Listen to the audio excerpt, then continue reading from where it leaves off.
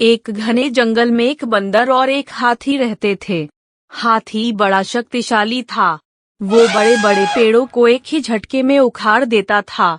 बंदर काफी दुबला पतला, लेकिन वो बड़ा ही फुर्तीला और तेज था। दिन भर बंदर जंगल के पेड़ों पर उछल कूद करता रहता था। बंदर और हाथी दोनों को ही अपने गुणों पर बड़ा ही घमंड था। दोनों ही एक दूसरे से खुद को ज्यादा अच्छा मानते थे। इस वजह से दोनों में हमेशा बहस होती रहती थी। उसी जंगल में एक उल्लू भी रहता था, जो अक्सर बंदर और हाथी की हरकतें देखता था। वह इन दोनों के लड़ाई झगड़े से परेशान हो गया था। एक दिन उस उल्लू ने उन दोनों से कहा, जिस तरह तुम दोनों लड़ते हो, इससे कोई फैसला नहीं होने वाला है। तुम दोनों एक प्रतियोगिता के जरिए आसानी से यह फैसला कर सकते हो कि तुम दोनों में से सबसे शक्तिशाली कौन है। बंदर और हाथी दोनों को उल्लू की बात अच्छी लगी। दोनों ने फिर एक साथ पूछा, इस प्रतियोगिता में क्या करना होगा? उल्लू ने कहा, इस जंगल को पार करने पर एक दूसरा जंगल आता है, जहाँ पर एक काफी पुराना पेड़ है, जिस पर एक सोने का फल लगा हुआ है। तुम दोनों में से उस सोने के फल को जो पहले लाएगा, उसे ही इस प्रतियोगिता का विजेता बनेगा और असल मायनों में सबसे शक्तिशाली कहलाएगा। उल्लू की बात सुनते ही बंदर और हाथी बिना कुछ सोचे समझे दूसरे जंगल की तरफ निकले। बंदर ने अपनी फुर्ती दिखानी शुरू की। वह एक ही छलांग में एक पेड़ से दूसरे पेड़ तक पहुंच जाता। वहीं हाथी तेजी से दौड़ने लगा और रास्ते में आने वाली हर चीज को अपने मजबूत सूंड से उखाड़ फेंकता। थोड़ी ही देर में हाथी और बंदर उस जंगल से बाहर निकल गए। इस जंगल से दूसरे जंगल के बीच के रास्ते में एक नदी बहती थी। उसे पार करने के बाद ही दूसरे जंगल में पहुंचा जा सकता था। मैं नदी पार कर सकता है, तुम भी मेरी पीठ पर बैठकर इसे पार कर लो। बंदर हाथी की बात मान गया और वह हाथी के पीठ पर बैठ गया।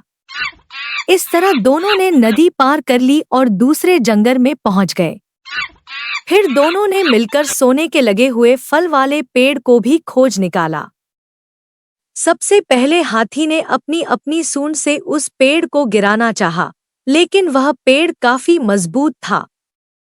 हाथी के प्रहार से वो पेड़ नहीं उखड़ा। फिर हाथी ने निराश होकर कहा, मैं अब यह फल नहीं तोड़ सकता हूँ। बंदर बोला, चलो मैं भी एक बार कोशिश करके देखता हूँ। बंदर फुर्ती से उस पेड़ पर चलने लगा और उस डाली पर पहुंच गया जहां पर सोने का फूल लगा हुआ था। उसने वह फल तोड़ लिया और पेड़ के नीचे उतर गया। इसके बाद दोनों वापस नदी पार करके अपने जंगल लौट आए और उल्लू को वह सोने का फल दे दिया। फल पाने के बाद उल्लू जैसे ही इस प्रतियोगिता के लिए विजेता का नाम बोला, वैसे ही बंदर और हाथी ने मिलकर उसकी बात को रोक दिया। दोनों ने एक साथ कहा, उल्लू दादा, अब हमें विजेता का नाम जानने की आवश्यकता नहीं है। इस प्रतियोगिता को हम दोनों ने मिलकर पूरा किया है। हमें यह समझ में आ गया है कि हर किसी का गुण अपने आप में अलग और खास होता है। हमने यह भी फैसला किया है कि आगे से अब हम कभी भी इस बात पर बहस भी नहीं करेंगे और मित्र की तरह इस जंगल में रहेंगे। उल्लू को बंदर और हाथी की बात सुनकर काफी खुशी हुई। उसने दोनों से कहा, मैं तुम्हें यही समझाना चाहता था कि सभी एक दूसरे से अलग होते हैं। अलग अलग गुण और शक्तियां ही हमें एक दूसरे की मदद करने के काबिल बनाती हैं।